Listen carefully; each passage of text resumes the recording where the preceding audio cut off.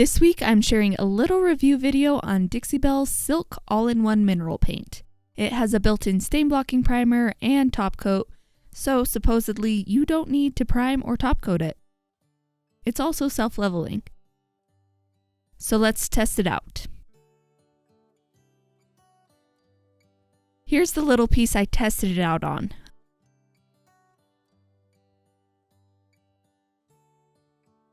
A cute little well-built end table that we picked up from the thrift store for $10.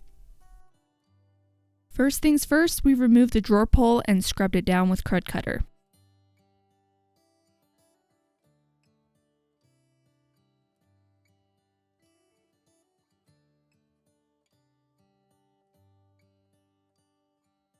This container of paint says to clean it and then paint.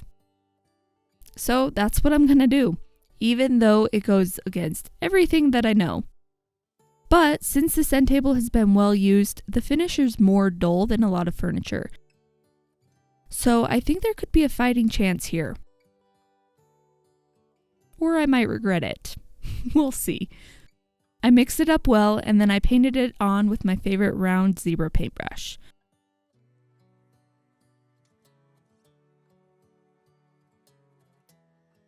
I've got to say, this stuff dries pretty quick. So I tried to work fast, but I also tried to brush the paint on so it didn't have brush marks going all different ways.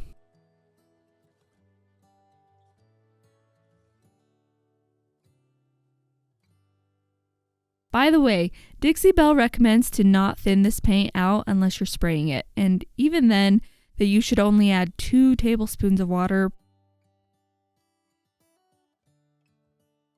So thinning it out to help with the brush marks isn't technically an option here. It went on very easily though, and within a half an hour there was a coat of paint on it. Then I let it dry for about 24 hours so then the water-based stain blocking primer could have more time to do its thing. And here's what it looked like. No bleed through so far. There were definitely brush marks in it though. It might have leveled a little bit better than chalk paint. If I used a higher end paintbrush, it might not have had as many brush marks either. It's also definitely a matte finish, but not matte like chalk paint where it leaves little white spots in it when you touch it. You can tell that there's a top coat in it. I scratched at it in a few different places, and it didn't really scratch at all except for on the drawer. And then I sanded with 220 grit sandpaper just to see how well it sanded.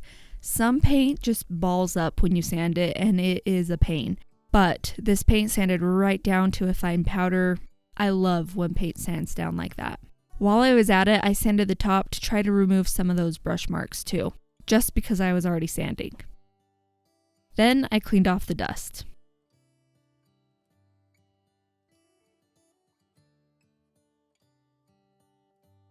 And I painted on a second coat. Obviously, I needed a second coat anyway, but on Dixie Belle's website, they say that you need to paint 2 coats for the best durability. Then I let the paint dry for another day. And here's what it looked like. I staged it at this point so you can see what it looks like with no top coat. All natural.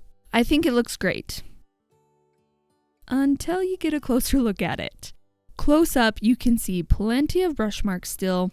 Yeah, I know. If I paint with a brush, I should expect brush marks. But this paint is marketed as being self-leveling. And the best self-leveling paints level out really well, even when they're brushed on. I love when that happens. You can also see all of the dings and scratches that were on the end table before because I did nothing to cover them up except for paint over them. All of those things are totally fine if that's what you like. I guess I just want to point out that things aren't always as they seem online. This piece looks perfect from further away. But when you get down to it, it's just not perfect. I didn't try for perfection, and that is okay too. I will say though, I personally don't plan on selling it like this, just so you know. And then I did another scratch test, and it failed. There is a chance that it will adhere better in a month from now when it's all cured all the way, But this is a perfect example of how many paint companies say that you can just clean and then paint your furniture, when in all reality, you'll get way better results if you just take a few minutes to scuff sand before painting. Actually, some of my favorite paint says that you don't need to sand most furniture before using it. And yet that's just really not the case if you want your paint to really stick and be durable.